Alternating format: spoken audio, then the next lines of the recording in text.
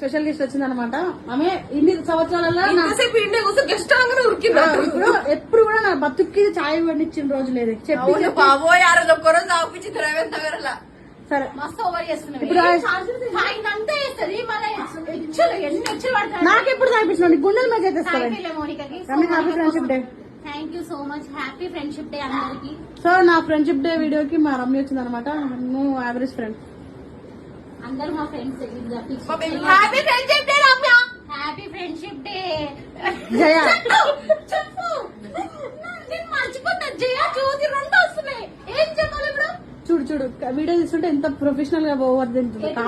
మీకు ఎత్తురానంట నువ్వు ఎత్తురానంట.